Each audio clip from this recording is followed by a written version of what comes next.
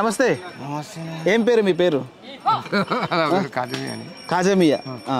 ఇప్పుడు రెండు ప్రభుత్వాలు ఉన్నాయి కదా, గతంలో 10 ఏళ్ళుగా కేసీఆర్ ప్రభుత్వం చూసారు, 2 ఏళ్ళుగా కాంగ్రెస్ ప్రభుత్వం చూసారు. ఏ ప్రభుత్వం బాగా అనిపిస్తుంది మీకు?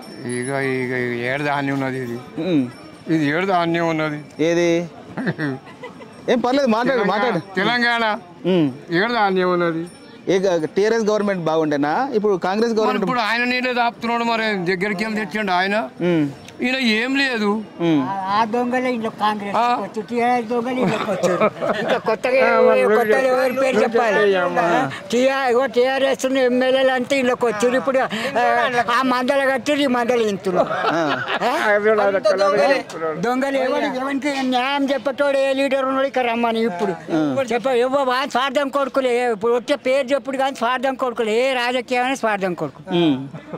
గతంలో 10 ఏళ్ళు ఉన్న ఎమ్మెల్యే ఇప్పుడు కాంగ్రెస్ లో ఉన్న ఎమ్మెల్యే ఒక్కరే.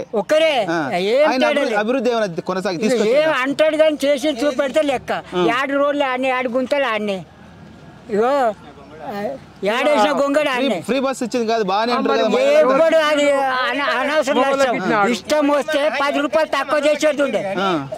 డ్రైవర్ కి పెట్రోల్ ఎట్లెళ్తుంది, డ్రైవర్ జీతం ఎట్లెళ్తుంది.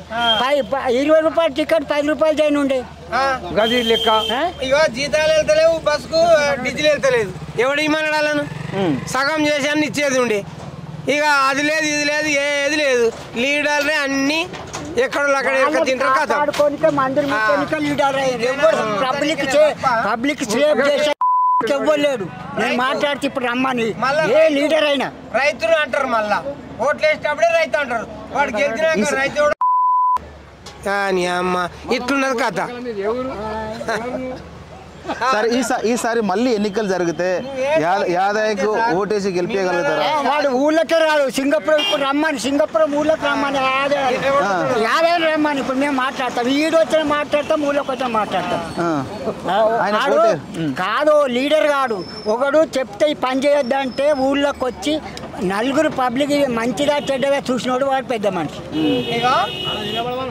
మా ఊరు పెద్దది శంకర్పల్లె కలిసింది.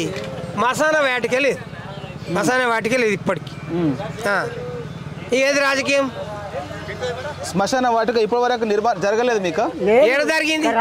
రమ్మని ఊరు చూడమని అందరు వచ్చిన వాళ్ళు అంతా ఏమూరా ఇంత పెద్ద ఊరు మీ ఊరురా, రారాదు పోరాదు బొందలగడ్డ మసానా వాటికకు అంటున్నారు.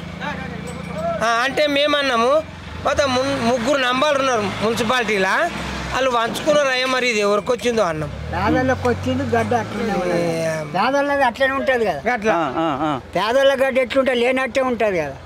ఇప్పుడు రాష్ట్రంలో ప్రభుత్వ సీఎంల విషయానికి వస్తే రేవంత్ రెడ్డి, కేసీఆర్ ఇద్దరు ఎవరు బాగా అనిపిస్తుంది మీకు? ఎవరిని ఇద్దరు ఒక్కటే. పింఛన్ కానీ, ఫ్రీ బస్ కానీ, ఉచిత కరెంట్ కానీ ఇవన్నీ చేశారు కదా. వ్యవసాయానికి ఏది చేసినా తక్కువనే. వ్యవసాయం కష్టపడి అంత ఉచితం ఇచ్చినాక అంత ఉచితం ఇస్తాం ఎవరు చేస్తాడు చెప్పు? చేసేదానికి చెయ్యాలి. ఎవడొద్దన్నాడు? నువ్వు ఇచ్చే ఉచితం ఇయ్యి, మొత్తం సర్వం ఇస్తే వాడు తినే పండుకుంటున్నాడు.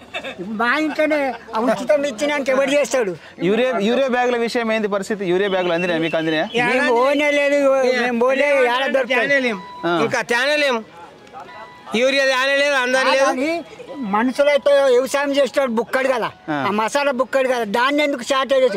ఈ కాంగ్రెస్ వాళ్ళు ఏం చేస్తారు, ఎక్కువ బ్లాక్లు అమ్ముకొని లేదు కేంద్రం మీద మొత్తుకుంటున్నారు.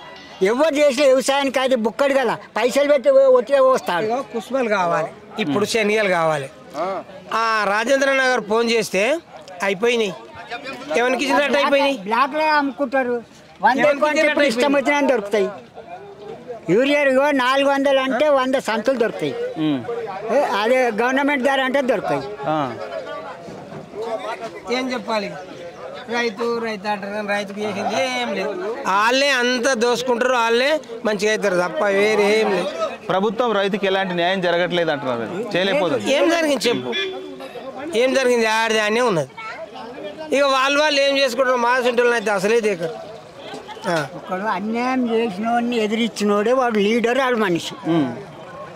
ఊరికి చక్కగా చేసినోడే లీడరు, ఊరికి మంచిగా చేసినోడే ఎమ్మెల్యే, మంత్రి కూడా అంతే. వాళ్ళు వచ్చేదాన్ని వాళ్ళని మనం తీసుకుంటాం, వాళ్ళు తీసుకునేది తీసుకున్నా ఎవడైనా గంతే. మంచిగా చేయాలి, ప్రజలకు మంచిగా చేయాలి.